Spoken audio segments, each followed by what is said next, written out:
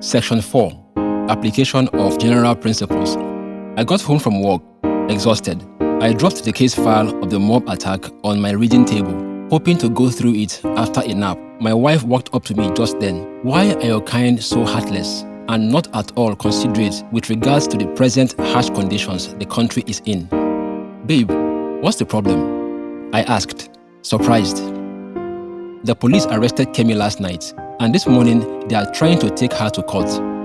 Let me pause and talk a bit about Kemi. She is Bola's younger sister.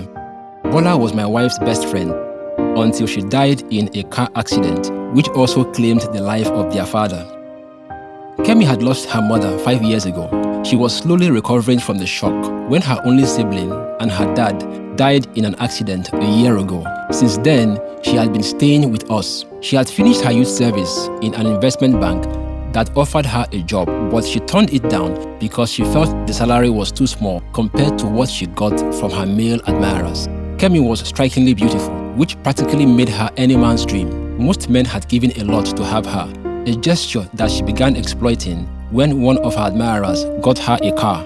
I remember the last time my wife tried advising her to settle down with one of her admirers, but it didn't end well, as both of them ended up exchanging hurtful words. She even moved out of our apartment. I had to step in to resolve the matter, and ever since, she had been free to move from one guy to the next, but she never allowed the guys to come to our place. My wife gave me the phone number of the IPO in charge of her case, and I quickly put a call through to her. The IPO told me Kemi was arrested in the midst of 5 other prostitutes somewhere in Lekki, where the Landlords Association had petitioned the area commander, stating their displeasure at how ladies moved around at night half naked.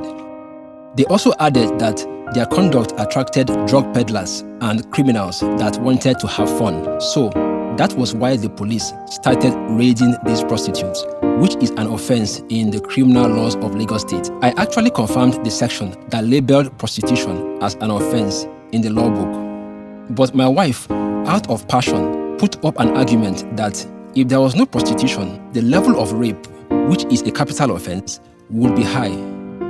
And that if a lady chose to sell her private part to the public, what was the government's business with that? But she was coming from the point of emotion, which in most cases contradicts Principles Section 4 of the criminal laws about application of general principles of the law, and it applies to any offense under this law.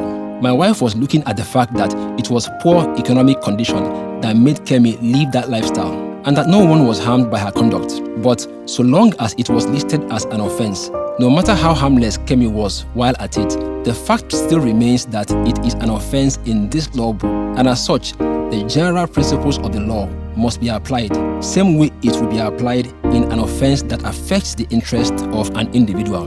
Kemi was charged to court and was found guilty of attempt to prostitute and not prostitution, because the element to gain conviction for prosecution was not presented as exhibit, rather than face prison sentences stipulated for the offense of prostitution. The magistrate was considerate enough to give her 224 hours of community service, meaning she was asked to sweep a government facility for 10 days. The same punishment was handed down to the rest of the ladies that were arrested with her.